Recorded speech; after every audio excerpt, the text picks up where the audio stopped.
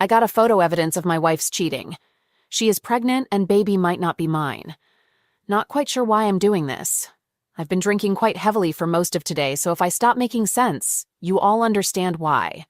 I'm 40M and my wife is 38. She was always adamant that we wouldn't have children. I wanted them but loved her more than the idea of becoming a father. We met when I was 20 and she was 18, and were married by the time I was 22. She came from a very privileged background and her parents did not approve of me. They are of the opinion that she married below her social station.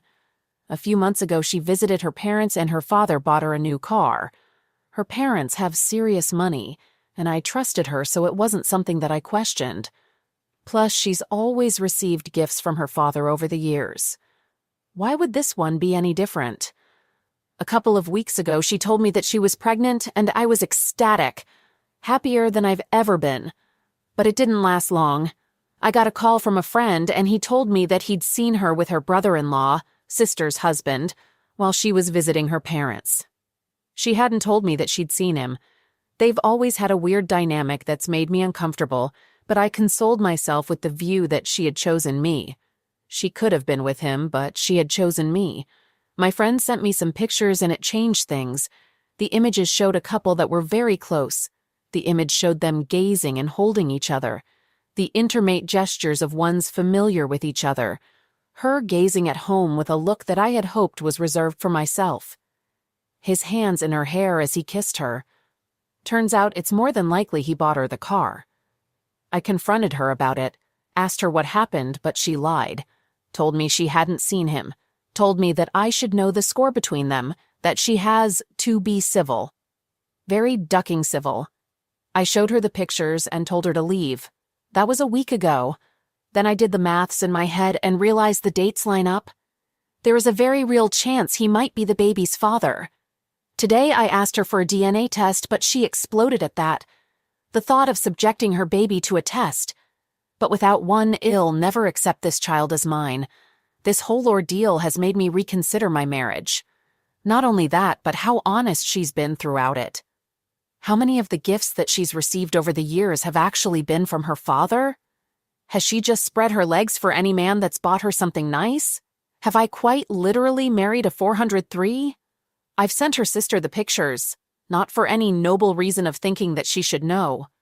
I want to hurt my wife and brother-in-law, and that's the best way I know at the moment. On Monday, I think I'm going to talk to a lawyer and set the divorce proceedings in motion. Thank you for reading, and I'm sorry if this is a mess. My mental state isn't great and I've had a lot to drink. Edit. Thanks for the support. Those that don't believe me, that's you prerogative. This is the internet and I understand your skepticism. I need her permission for a DNA test and she's made it clear that she won't give it.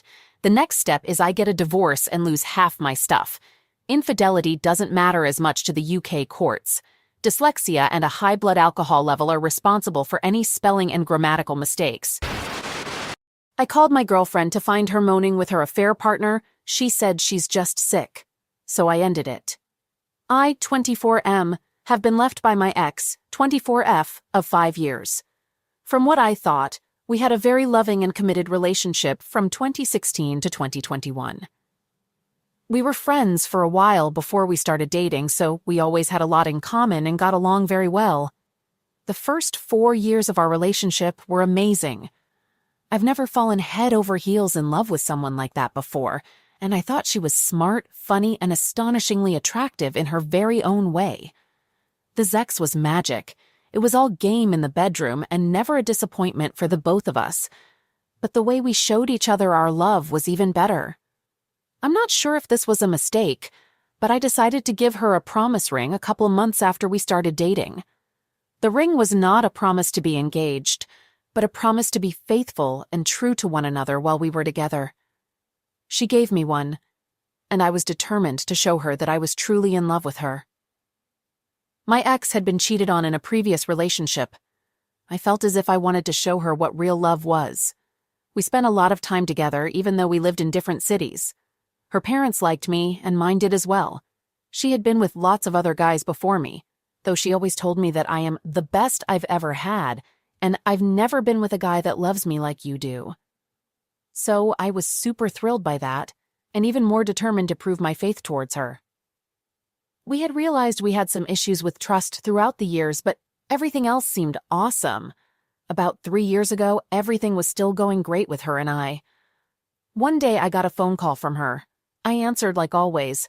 I said hello and didn't get a response, but I could hear stuff in the background. I could hear her there, and it sounded like she was with another guy. I could make out some heavy breathing, and then the words muffled a guy saying, "Are you okay?" I started yelling her name, suspecting that she was in fact with another man. The call suddenly ended. She called me back 15 minutes later, telling me that she got sick at work and her boss was wondering if she was okay while she was sick in the washroom. It felt really sad, but I ended up believing her after all. After that, things were back to normal, but I always had the audio of the call stuck in my head.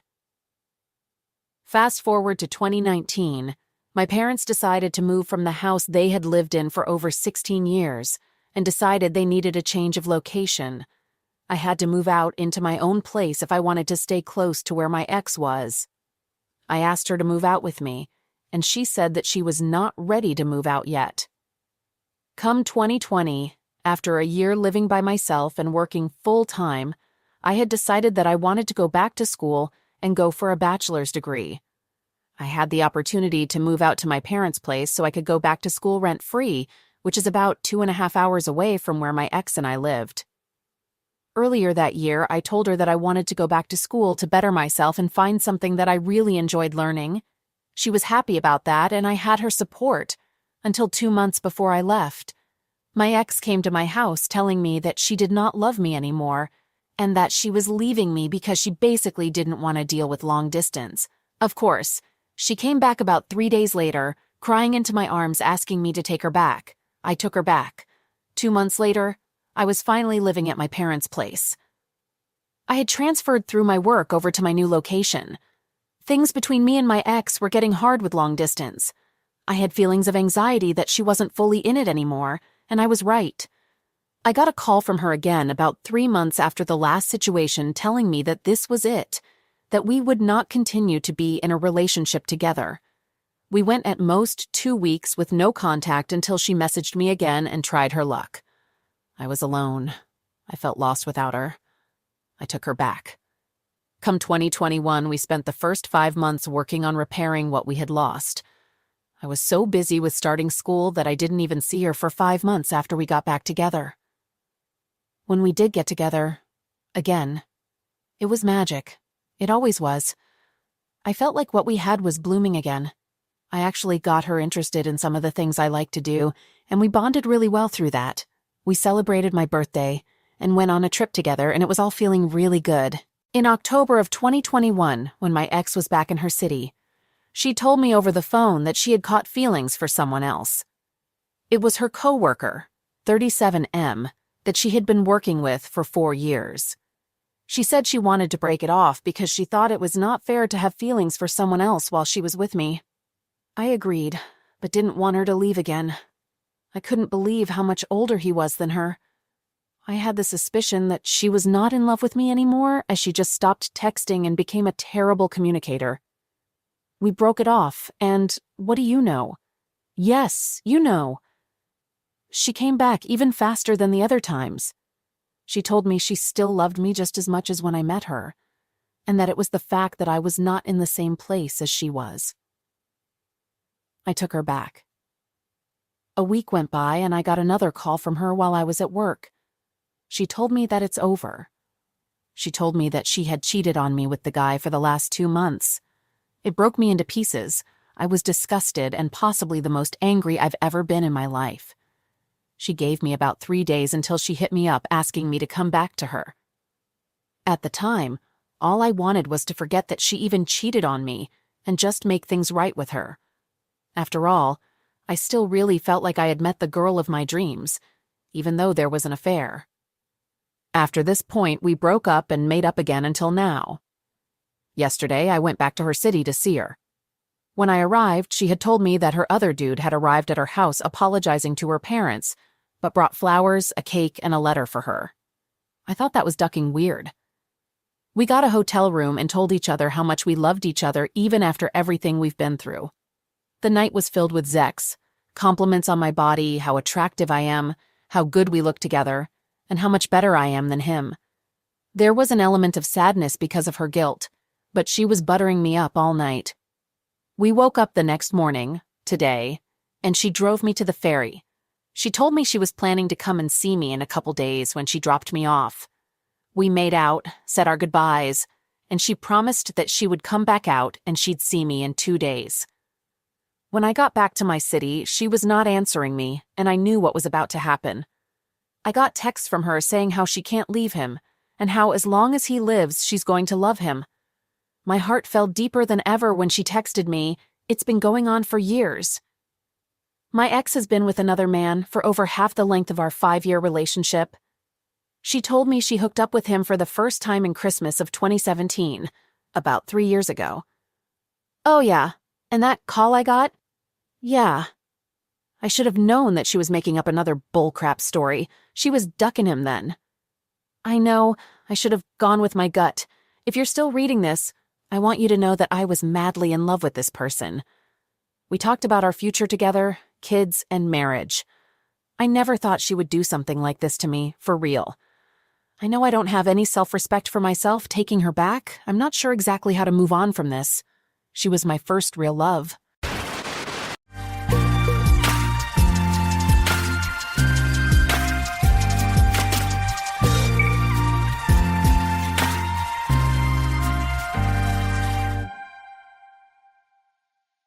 Alright, everyone's presentations are done. Nick, the manager, said as he tried to move the discussion forward. Excuse me, I haven't. I recently found out something. Nick interrupted me and began to speak. There's apparently someone in this department who didn't graduate high school and is just a part-timer. Meetings should be for employees only. Absolutely right. His lackey, Mike, of course, agreed with Nick. I'm leaving. After leaving the meeting room, I started to shut down my computer. I noticed that an email had arrived, not in my personal inbox, but in the company's shared email. Thinking, there's no point in speaking up, no one will listen, I went home quietly. The next day, I heard a commotion from Nick's desk. He was staring at his computer screen, his face pale. Nick? Is something wrong? Mike looked at the screen with him. And he turned even paler than Nick.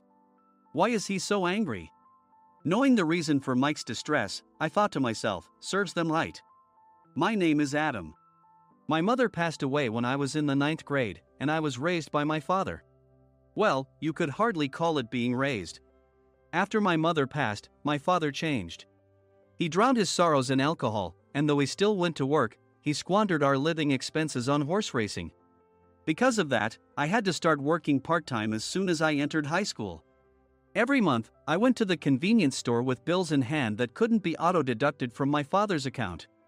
Even though I endured it because I didn't want to be alone, I reached my limit in my 2nd year of high school and dropped out. I found a live-in job at a distant inn. Thank you for everything. The day I left home, my father, still staring at the TV, spoke. Take care. That was our last conversation. Back then, 18 wasn't the age of majority, so I needed my father's permission to work, and I couldn't hide my place of employment. Yet, my father never visited me even once. I kept working just to survive, and before I knew it, I was 42. Years of hard work paid off, and I was transferred to the headquarters. I was thrilled to be recognized by the company, as I thought I'd be working in the field until retirement due to my lack of formal education. Listen up. Our work can change the future of our employees. Don't drag us down.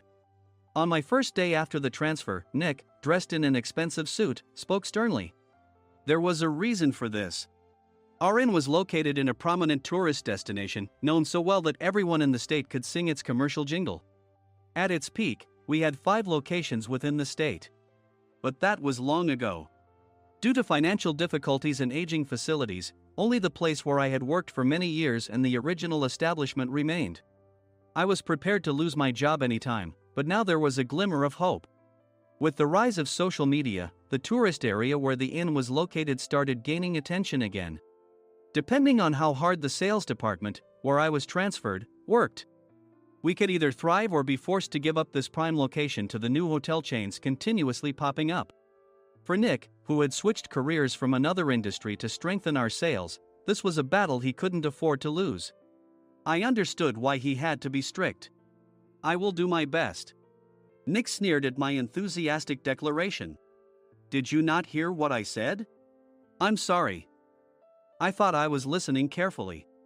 Out of habit from years of customer service, I apologized reflexively, though I had no idea what had offended him. Someone was watching me with a smirk. In this department, there are those who are expected to excel and those who have been shoved here because they have nowhere else to go. You are the latter. It was Mike, the section chief. He's 7 years younger, at 35. But he was called to headquarters much earlier than I was and had been moving around within the headquarters ever since. I'm not jealous, but I can't accept that he's my boss. Graduating from a prestigious university, he has an unusually high pride and caused many problems as a newbie, making things very difficult for me when I was the front desk leader. When I found out Mike was transferred to the sales department a month before me, I was disheartened. Mike is right. With just a middle school diploma, there's not much you can do. Don't even think about achieving results. As if I didn't exist, Nick remarked, "I'm thirsty." Mike eagerly ran to the coffee maker. It seems Mike is Nick's lackey. I regretted being happy about my transfer to headquarters, wishing I had stayed on site forever. Send a direct mail to every company on this list by the end of the day. Nick only assigned me tasks that even a new graduate could handle. What? There are over 1,000 companies. You want me to send to all of them by today? Yes, if you and your fellow misfits split the work, even those with nowhere else to go should finish by today. I glanced at the employees typing away expressionlessly. They were worn out from customer service, only thinking about leaving on time, or were women reassigned after having children, with zero motivation for work. Even Sam, a new graduate from the same university as Mike, who was supposed to be among the expected achievers, had no enthusiasm for the job, having joined the company wanting to do customer service. "I don't care what they say, I plan to quit any time," he said. Only Nick and Mike were highly motivated, making all the decisions between the two of them. I originally only wanted to work at the inn to survive and had no particular attachment to this job. I swallowed my words, thinking I had no right to reprimand them. About a month after the transfer, Nick told us with a frustrated look. "To commemorate the 50th anniversary, we've decided to create a plan exclusive for one group per day. Originally, Mike and I were supposed to come up with it, but our president, Mr. Thompson, insists on hearing everyone's opinions. So, you all get a chance." As Nick explained, Mike began handing out prints. Make sure not to embarrass Nick. If your ideas are half-baked, you'll have to redo them. It seemed that they had printed his handwritten notes by Mr. Thompson, which included several questions and a section for free responses. It made sense why Nick had to seek our input, given that all responses had to be submitted to Mr. Thompson. We were given a week to think about it, and a meeting was scheduled to compile our ideas. My plan is to let guests enjoy both the old and modern America. Nick began the presentations. Guests would watch a master confectioner at a nearby traditional sweet shop make sweets in front of them. The welcome drink would be premium tea in a bottle. Nick's plan was certainly attractive. After his presentation, Nick called on us to present in the order we were seated. Just as I stood up for my turn. "All right, everyone's presentations are done."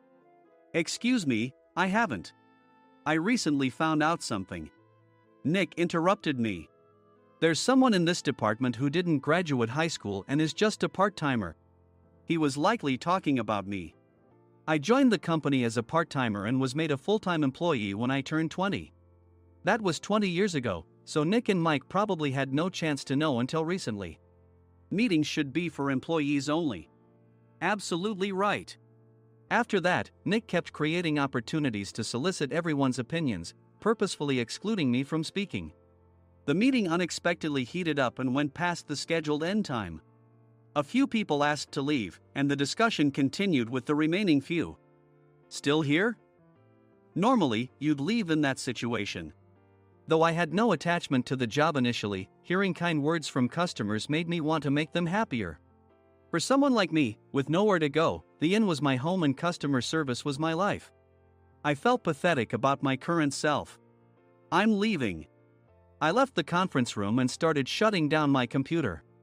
I noticed an email had arrived, not in my personal inbox, but in the company's shared email. Thinking no one would listen to what I had to say anyway, I quietly went home. The next day, while preparing the DM as instructed, I heard a commotion from Nick's desk. In his haste to stand up, he hit his knee on the desk. He stared at his computer screen, his face pale. "Nick! What's wrong?" Mike, thinking he should be the first to rush over, approached Nick while still wearing his coat.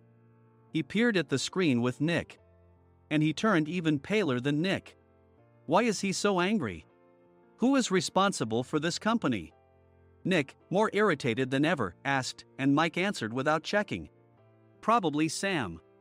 Sam wasn't there because he was attending a morning training session for new hires. Nick gave up on getting angry and returned his gaze to the screen. They were looking at an email that arrived right after the end of the working day yesterday. Apparently, no one, including me, had checked it before leaving. The email was from a large company that used us for their annual employee trips. The president and executives of that company also frequently used our services personally. President of the company, Mr. Mason himself, had declared that neither he nor his company would ever use our services again. Well, some companies cancel their employee trips or stop using our services due to financial struggles. Let's just move on. Mike kept wiping the sweat from his forehead with a handkerchief. Knowing why Mike was so agitated, I quietly watched their interaction. Do you know how much revenue we get from that company? We can find other guests to fill the rooms, but we'll lose the banquet costs, gift shop revenue, rental car fees, and more. Moreover, the gifts were supposed to be prepared by the traditional confectionery shop involved in Nick's proposed plan. If it's known that we incurred such a huge loss at this critical time, Nick's position in the company would be jeopardized. Nick took a deep breath, seemingly trying to calm himself. All right, Mike. Go to New York right now and apologize to Mr. Mason. What? You're coming with me, right? I have urgent work to do. I trust you, which is why I'm entrusting this to you. Please. Mike, believing Nick's sincerity, agreed with a determined look on his face, saying, yes. That's Nick for you. Even if Mike went to apologize, Nick would shift all the blame onto him if the client didn't change their mind. Well, it was Mike's fault to begin with, so it served him right. About 3 hours later, Sam answered a call from somewhere and repeatedly apologized, saying, I'm very sorry. Everyone watched to see what was happening. After ending the call, he informed Nick with a weary tone. When Mike arrived at the client's company, he only made things worse, further infuriating Mr. Mason. He was demanding, get his boss here immediately. It was no wonder Sam was exhausted, dealing with such a call right after returning from training. What is that idiot doing? All right, Adam, you're coming with me. If sacrificing Mike didn't work, then I must be next. Normally, I'd want to refuse at all costs, but I saw an opportunity in this situation. If I can be of assistance, I'd be happy to join you. I obediently followed Nick, and we flew to New York. When we introduced ourselves at the reception, it became clear how serious the situation was, as the receptionist personally escorted us to the president's office. Angry voices leaked through the door, making both Nick and me uneasy. Excuse me. I'm Nick, the supervisor. I understand my subordinate has caused you trouble, and I deeply apologize. Nick, with his experience in the corporate world, knew enough to offer an apology before excuses. However, his customer service skills left much to be desired. I sighed as I saw Mike trembling like a small dog in the corner of the room. What kind of training are you giving your subordinates? Mr. Mason glared at Nick with a red face. The intensity of his gaze made even Nick take a step back. Regrettably, I joined this company only 2 years ago and was unaware of Mike's issues. I should have identified his shortcomings sooner. Indeed. I should have realized sooner. No sensible person would come to apologize and then give a lengthy presentation on the drawbacks of not using their in. Nick froze, his mouth slightly open. Suspecting the worst, I picked up the documents that had fallen to the floor. It seemed Mike hastily prepared these documents on the plane, listing the disadvantages. Disadvantage 1, if you change the venue for the company trip, employees might suspect it's for cost-cutting reasons. leading to a negative impression. Reading it aloud half-jokingly, Nick snatched the papers from my hand and checked the contents with a furious expression. Among the stack of documents was a receipt from a nearby convenience store's copy machine. I felt a pang of dread, hoping he hadn't shown the receipt as well. What do you think he said when I asked what kind of nerve he had to do this? I'm very sorry. Faced with the dire situation, Nick must have thought there was nothing left to do but apologize. In a voice smaller than I'd ever heard from him, he uttered words of apology. He said, "I'm a Harvard graduate. I don't believe I said anything wrong." Mike! What have you done? Forgetting his plan to pin the blame on Mike, Nick yelled loudly, even in front of Mr. Mason. "I didn't do anything wrong." "You're still saying that? Look at him." Mike pointed at me with a shaking hand. "I was assigned to headquarters in my 20s and now I'm a section chief.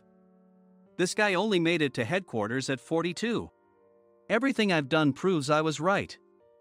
So why are we losing the contract?" Having said his piece, Mike collapsed to the floor. "Of course. You were sent there because you had nowhere else to go." Mike never expected to hear such words from someone he looked down upon. He lunged at me, and Nick hurriedly stepped in to stop him. "Mr. Thompson told me Mike is a quick thinker, and to take good care of him." There's no way he was pushed aside. "Don't make things worse here." "He didn't say quick thinker, he said only quick-witted, didn't he?" I don't remember that part." I recalled the many troubles Mike caused when he was a newbie. When Mike was on the front line, his pride was so high that he never apologized to customers. Customer service, especially in our job, doesn't work alone. It brings both good and bad situations. If the front staff or housekeepers made mistakes, or the cleaning company didn't properly clean a room, one had to apologize to the customers regardless of personal fault. Mike, in such situations, would never apologize, insisting he wasn't at fault. This often angered customers, and as the front desk leader, I frequently had to apologize on his behalf. He caused complaints and disrupted operations, which is why he was quickly moved to headquarters. In departments where he didn't interact directly with customers, his quick thinking was beneficial and things went well. But it seemed his flaws were starting to show. Corporate reservations are supposed to be entered into the system by the sales representative. But a quick check yesterday revealed that more than 10 items were missing from the client's reservation.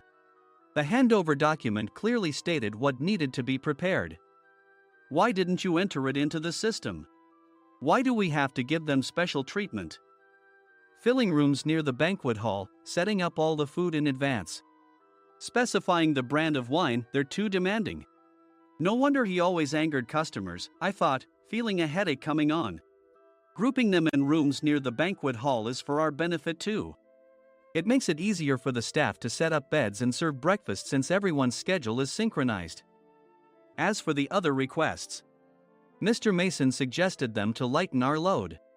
I didn't know that. Nick finally seemed to realize that Mike was the one who had angered the client. What did you say to them? I just told them we wouldn't give them special treatment anymore. We shouldn't waste effort on things that don't bring in money. I was utterly exasperated at his lack of understanding of customer service. Of course, we shouldn't comply with unreasonable demands. But carrying over successful practices from past stays makes customers feel remembered and enhances their experience. Good memories encourage repeat visits. That's part of our job. I looked down at Mike, who was sitting on the floor. In our job, nothing is a waste.